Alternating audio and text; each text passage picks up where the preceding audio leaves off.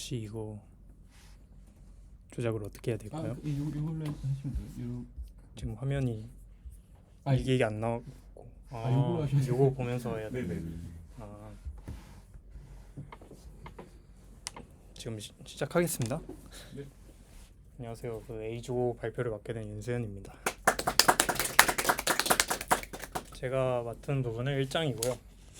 화면을 보면서 같이 설명을 드릴게요. 혹시 글씨가 보이나요? 다 네. 잘 안 보일 것 같은데. 그냥 띄워놓고 여기서 띄워놓고 있어요. 아, 네, 감사합니다. 제가 일단 블로그로 정리를 했는데 이게 발표에 잘 맞는지는 모르겠어요. 처음 이걸 이렇게 발표를 해봐갖고 이제 한번 진행을 해보고 다음 주차에는 어떻게 할지 조금 고민을 해보겠습니다. 제가 이제 진행할 부분에서 이제 중요하다고 생각하는 부분들을 정리해봤어요. 좀 내용이 너무 많다 보니까 너무 다 담기에는 20분 내에 소화를 시킬 수 없을 것 같아갖고 중요하다고 생각하는 부분들로 이제 설명을 드리겠습니다.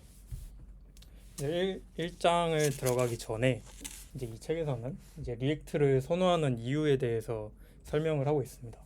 그래서 그 이유는 이제 명시적인 상태 변경을 먼저 첫 번째로 꼽았는데요. 이제 리액트의 상태 변화, 이제 데이터 흐름은 단방향이라서 이제 좀 명시적입니다. 근데 이제 양방향, 앵귤러의 양방향 데이터 흐름이 그렇다고 나쁜 건 아니지만 단방향 데이터 흐름의 장점이 이제 변화가 단순하기 때문에 코드를 읽기가 쉽고 버그를 야기할 가능성이 비교적 적다는 점에서 이제 리액트의 장점으로 꼽았고요. 이제 JSX도 이제 리액트에서 쓰고 있는 문법인데 리액트에서 이제 종속적이지 않은 독자적인 문법입니다. 이제 그래서 HTML에 자바스크립트 문법을 더한 문법으로서 이제 HTML이랑 자바스크립트를 써보셨다면은 금방 익숙하게 쓰실 수 있는 문법이라서 조금 비교적 쉽게 할 수 있습니다.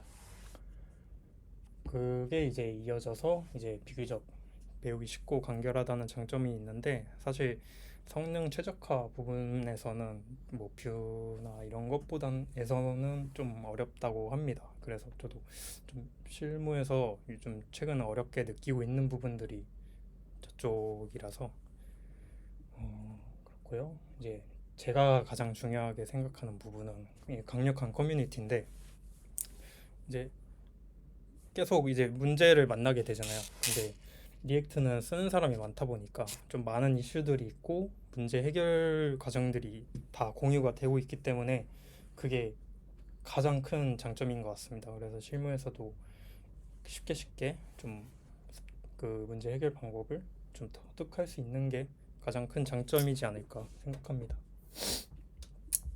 이제 1장 들어가겠는데요. 이제 맨 처음에 소개 드릴 내용은 이 데이터 타입입니다. 근데 이제 여기서 모든 자바스크립트 내용을 담고 있지는 않고 진짜 리액트를 알았을 때 필요한 것들을 다 그거에 대해서만 넣어놨더라고요. 그래서 뭔가 흐름이 저는 되게 괜찮더라고요. 그래서 괜히 알려주는 게 아니고 뭔가 이 흐름이 괜찮았는데 그 흐름대로 조금 설명을 해보겠습니다. 자바스크립트 데이터 타입은 이제 두 가지 원시 타입이랑 객체 타입으로 나눠지는데 원시 타입은 보통 객체 타입을 제외한 모든 것이라고 설명을 합니다.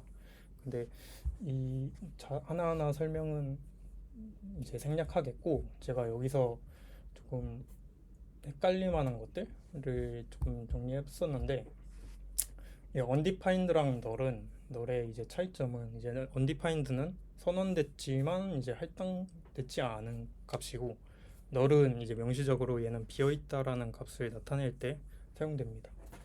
그리고 이 false한 값에 대한 것도 좀 저는 중요하다 생각하는데 이제 false나 0, 난 그다음에 문자열 같은 것도 이제 false한 값인데 이제 안에 공백이 들어가게 되면 그건 또 true한 값으로 인식이 돼갖고 이것도 좀 중요한 것 같습니다. 그 다음에 문자열은 원시 타입이고 이제 변경이 불가한데 중요한 것은 또 이제 객체 타입이라고 저는 생각합니다.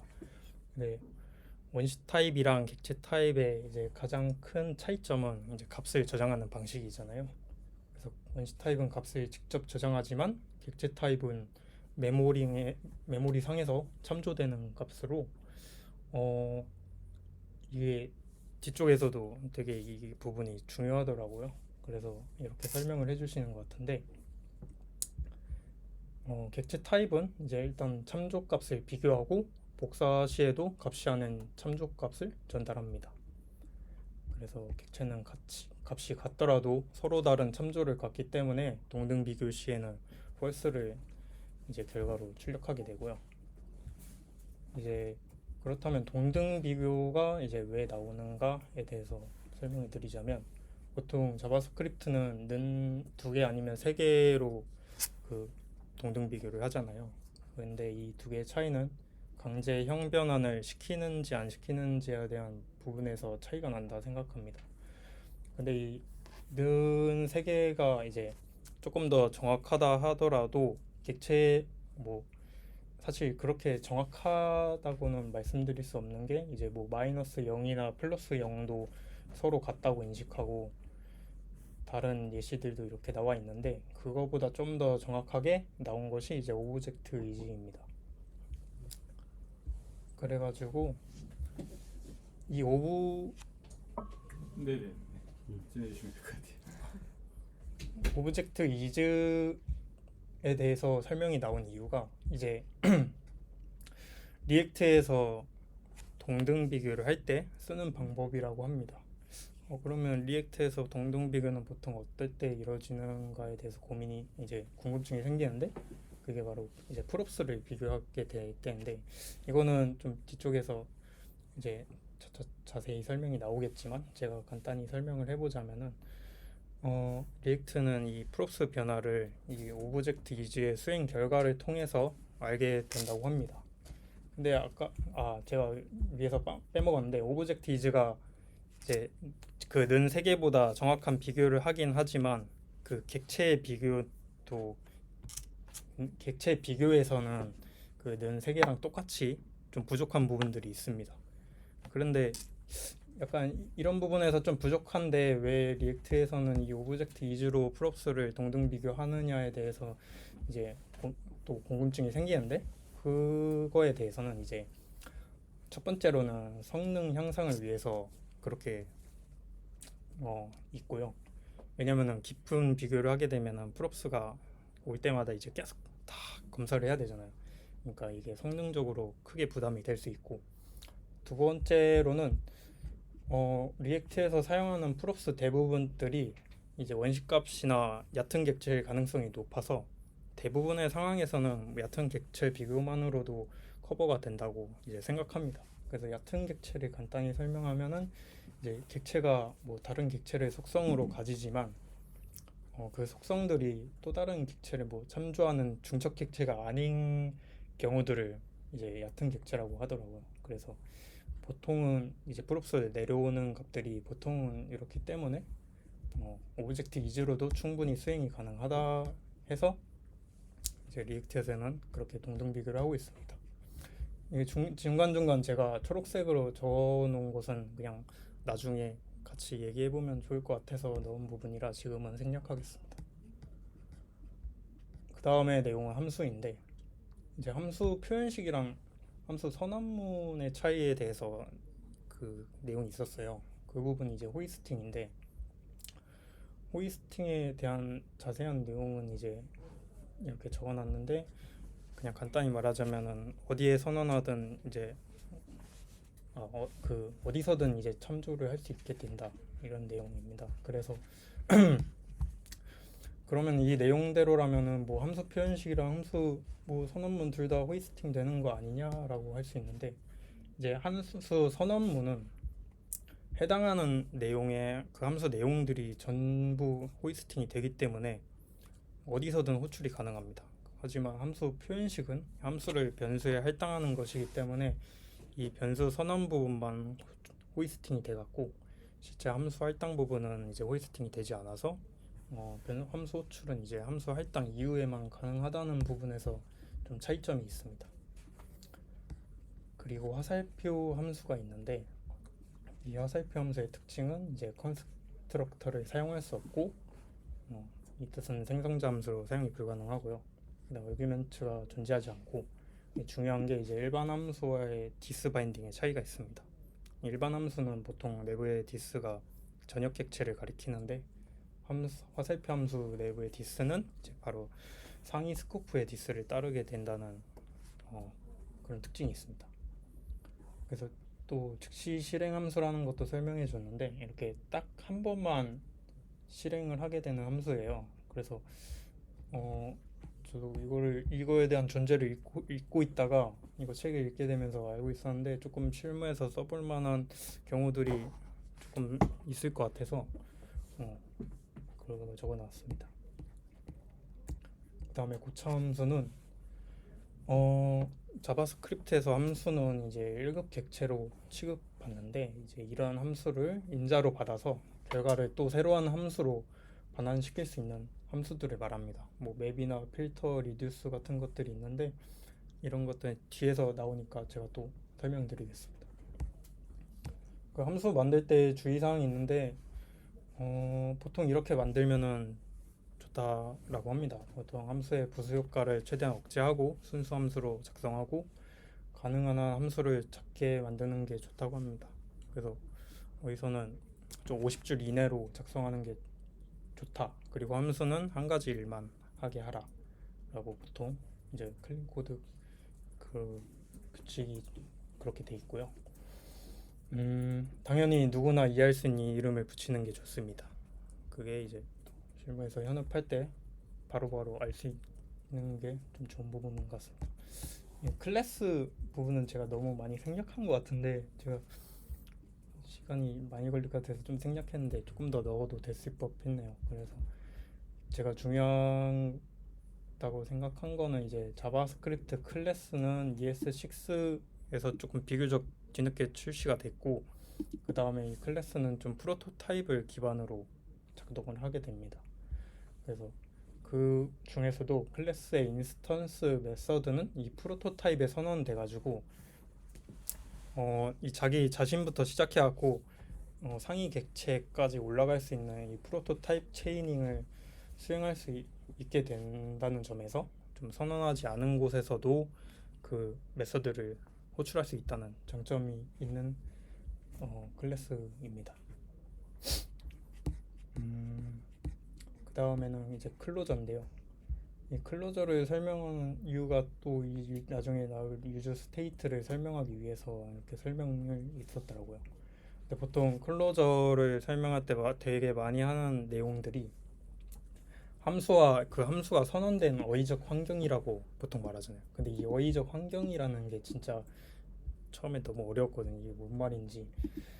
근데 이제 어휘적 환경은 이제 변수와 함수가 이제 정의된 위치에 따라서 결정되는 실행 컨텍스트의 일부로 이제 함수가 자신이 선언된 그 어휘적인 환경을 가진다는 그런 의미입니다. 그래서 일단 자바스크립트는 이제 이 함수 레벨 스코프를 가지고 이 클로저를 통해서 이 함수는 자신을 감싸고 있는 이 스코프의 변수에 접근하고 뭐 변경도 할 수 있고 그래서 가장 중요한 게 이제 어디서 호출했는지에 따른 것이 아니라 이제 어디서 선언했는 거에 따라 이제 달라진다 라는 게 중요한 개념입니다. 이제 유즈 스테이트가 바로 이 클로저 원리가 사용되고요. 이제 리액트는 이 별도로 관리하는 클로저 내부에서만 이제 접근이 가능한데 이제 이 예시로 나왔었던 게 셋타임 함수인데 이거를 바로 선언하게 되면은 이 아이가 이제 전역 변수로 작동하기 때문에 이 시간이 지나고 그냥 5만 다 출력이 되잖아요. 저희는 뭐 0, 1, 2, 3, 4 이렇게 출력이 될 거라고 생각이 됐는데 그게 바로 이 클로저 때문에 이제 발생하게 되는 건데 이거를 저희가 원하는 의도대로 변경을 하려면은 이 바가 아니고 뭐 렛으로 선언해서 블록 단위 스코프로 제한을 한다든지 하면은 이제 원하는 스코프 그 결과를 출력할 수 있게 됩니다. 다음은 또 중요한 게 이제 이벤트 루프와 비동기 통신인데요. 자바스크립트는 보통 싱글 스레드로 작동하고 그래서 동기 방식으로 동작하잖아요. 근데 비동기 통신이 어떻게 가능한지에 대한 내용이었습니다. 일단 자바스크립트는 처음에 HTML을 좀 그리는데 한정적인 도움을 주려고 만들었기 때문에 지금처럼 많이 다양하게 쓰이지 않고, 그랬기 때문에 이렇게 싱글 스레드가 적합해서 이렇게 만들어지게 됐었는데, 지금은 이제 생각보다 너무 많은 일들을 하고 있어갖고 그러면 이 싱글 스레드인 언어로 어떻게 또 비동기 처리를 하냐에 대한 것이 이제 이 이벤트 루프 덕분인데, 먼저 알아야 될 게 이제 호출 스택이라는 건데, 이제 자바스크립트에서 수행해야 될 코드나 함수를 순차적으로 담아두는 이 스택을 말해요. 그래서 이 이벤트 루프는 이 호출 스택이 비어 있으면 비어 있는지를 여부를 확인하고, 이제 비어 있으면 다음 태스크를 넣고 이런 활동을 하는데, 이 태스크 큐가 이제 실행해야 될 이제 태스크의 집합들입니다. 보통 여기에 비동기 함수나 콜백 함수, 뭐 이벤트 핸들러 등이 들어가고, 얘는 큐가 아니고 이제 셋으로 들어갑니다. 근데 자바스크립트는 싱글 스레드인데 이게 어떻게 가능하냐라고 하면은, 이제 그 작업들을 이제 브라우저나 노드.js 같은 웹 API 등을 이용해서 이 외부에서 실행되고, 이제 이 콜백들이 태스크를 큐를 들어가는 이런 것을 하기 때문에 비동기 작업이 실행이 가능하게 됩니다. 그리고 마이크로 태스크 큐라는 게 있는데, 이게 뭐 우선적으로 태스크 큐보다는 우선순위가 높기 때문에 태스크 큐가 있더라도 마이크로 태스크 큐가 있다면은 이제 우선적으로 그 이벤트 루프가 캐치하게 되고요. 보통 예시로는 이제 프로미스 같은 것들이 있습니다. 그러면은 리액트에서 그 렌더링은 언제 수행될까라고 이제 설명을 해줬는데, 보통 이제 마이크로 태스크 큐가 실행한 뒤에 렌더링이 일어나게 됩니다. 그러니까 마이크로 태스크 큐가 태스크 큐보다 우선순위가 높기 때문에 보통 렌더링은 마이크로 태스크 큐와 이제 태스크 큐 사이에서 이루어지게 됩니다. 리액트에서 자주 쓰는 이제 자바스크립트 문법에 대해서 설명을 드릴 건데요. 이 구조분의 할당, 이거 정말 많이 쓰이고요. 그리고 이 기본값 주는 것도 되게 많이 쓰이는데, 이 기본값은 이제 언디파인드일 때만 동작을 하게 됩니다. 그래서 너를 할당이 했으면은 얘는 동작하지 않게 되고요. 그리고 얘는 C는 당연히 할당이 안 돼서 언디파인드 있기 때문에 이렇게 1로 잘 동작하는 것을 알 수 있습니다. 그리고 이렇게 이 문법도 저는 되게 많이 쓰거든요. 그래서 뭐 API 호출할 때 바디나 이제 파람즈로 이제 서버에 넘길 때 저는 보통 많이 쓰는, 매우 자주 사용하는 방법이고, 이렇게 사용하려면 꼭 마지막에 작성을 해야 되는 부분입니다. 그리고 전개 구문을 통한 복사가 있는데, 전개 구문에 대한 건데, 저는 이 전개 구문을 통한 복사에 대해서 내용을 작성했어요. 그래서 보통 스프레드 문법으로 복사를 하는 경우들이 있는데, 이게 완벽하게 그 별도의 값으로 보장시켜주지는 않습니다. 이게 그래서, 왜냐하면은 이 전개 구문 이렇게 복사를 하게 되면은 만약에 이렇게 복사한 내용을 변경했을 때 원시 값을 변경시키게 만듭니다. 왜냐하면은 이제 이 배열 내부에 있는 객체나 배열들은 또 참조 값을 복사하기 때문에 그 내부 객체에서 변경이 이뤄지게 되면은 결국 또 이곳으로 타고 들어가서 얘를 변경시켜 버리게 되는 그런 결과를 낳습니다. 그래서 만약에 진짜 안전하게 복사를 하고 싶다라고 생각하면은 이제 스트럭처 클론으로 통해서 복사를 하게 되면은 얘를 변경시키더라도 얘는 잘 보존이 돼 있어서 이제 완전히 분리될 수 있게 만들어 줍니다. 그 다음에 나온 내용이 이제 어레이 프로토타입의 메서드들인데 맵이나 뭐 필터, 리듀스, 브릿지 구문들이 있고요. 모두 다 되게 많이 사용합니다. 특히 맵 필터는 리액트 요소를 반환할 때도 자주 쓰이기 때문에 꼭 알아야 되고요. 맵이랑 필터를 만약에 이어서 같이 사용하게 된다면은 리듀스를 사용하면 됩니다. 충분히 리듀스로 구현이 가능하고요. 저는 이게 더 가독성이 저도 좋다고 생각해요. 그리고 좀 더 직관적으로 나타낼 수 있다고 생각해서 사용이 가능하면 되고, 이제 포리치 문도 순회하는 거는 똑같은데 대신 한 번 순회하면은 이제 에러를 던지거나 프로세스를 종료시키지 않는 이상은 멈출 수 없어요. 그래서 아무리 리턴을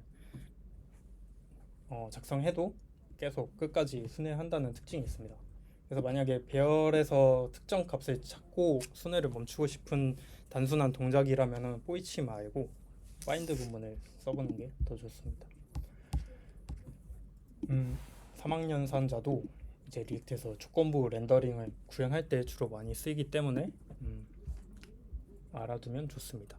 대신 중첩해서 쓰면은 가독성이 확 떨어지기 때문에 보통 중첩해서 쓰지는 않습니다.